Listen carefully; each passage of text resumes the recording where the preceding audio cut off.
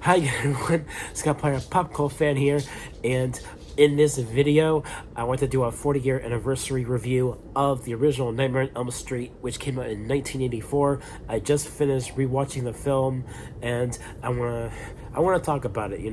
This movie, directed by Wes Craven. He made some amazing films back in the day, ranging from this one, obviously, to Scream, to The Hills Have Eyes. He's an amazing horror director. Rest in peace. I love him as a film director, and I love his movies. And this one, it still holds up 40 years later. I like how this movie opens, right? Where you get the sense that there's something eerie going on, and we're following the character of Tina for I would say like the first 20 or so minutes of the film, and then for the rest of it you're following Nancy. And that's something that this movie does similarly to, say, the original Psycho. In a way, it has that sort of protagonist shift from the first act to the rest of the film. That's one thing I like about this film, is that it does a bait and switch with the leads, and I think that's really fascinating. And everything has always been said about Robert Englund as this iconic character of Freddy Krueger. In this original film, he is relying more on being this intimidating force. He's more scary in this one. He's more frightening, and that's what I like about this original film, as well as, I know not everyone likes the remake, but part of me likes how Freddy Krueger was handled in the remake. I know not everyone likes that film. I understand everyone's opinions about the 2010 remake. I like it. I know I'm in a very small minority about that, but I just like this version of Freddy Krueger being more serious. And I like how as the movie is following Nancy, she's doing her best to stay awake and survive these nightmares that she's having, and we're following her three other friends as well.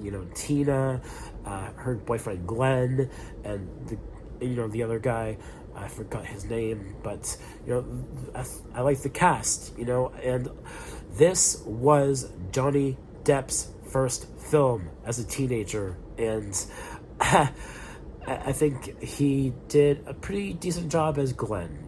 I think he was a likable character, while even though there were times where he fell asleep when Nancy needed him. And this movie, it has the atmosphere, it has the creep factor, it has Robert Englund as Freddy Krueger. There are so many things about this movie that are just so iconic. And the score, I would argue that the best thing that makes this movie what it is the score. I think it creates the atmosphere, as well as the tone and the look and feel of it being very timeless, in a sense that is very dreamy, which that's come to expected because this is a movie about nightmares, right? And I think that's very fascinating. Hopefully I sound okay, by the way. I have a bit of a cold at the moment, so hopefully I sound okay in the video. But yeah, and this movie still holds up 40 years later. It's easily still the best Nightmare on Elm Street film, even compared to all the sequels that have come out. And I do like this movie more than any other film in this franchise, even Freddy vs. Jason. So I just think that this one is still the number one of this entire franchise. And my opinion about the other films are kind of lesser in quality, except for maybe like Nightmare on Elm Street 3, although I'm sure I'll do a review on that at some point as well, because that's also one of my other favorites, as well as Wes Craven's New Nightmare. That's another favorite of mine. And yeah, I just really enjoy this series compared to Friday the 13th, because these movies are more story driven.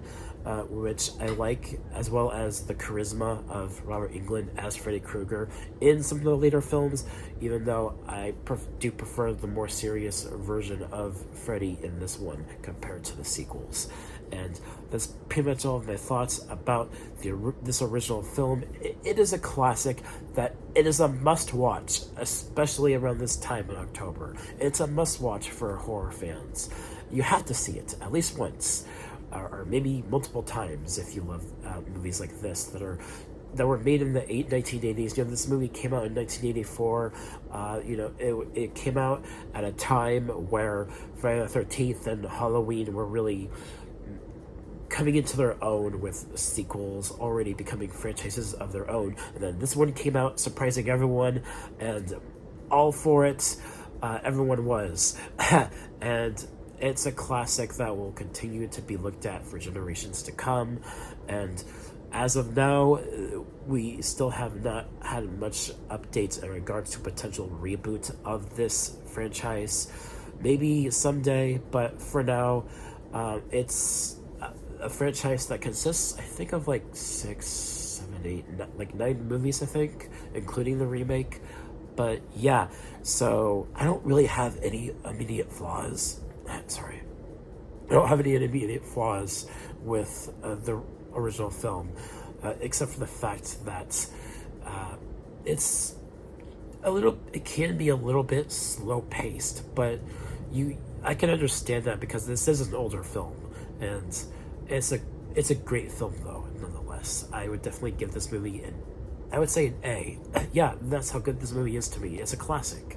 So yeah, that's my review of the original Nightmare on Elm Street. Thank you guys so much for watching. Take care, and hopefully I'll feel better soon. But yeah, take care, guys, and peace.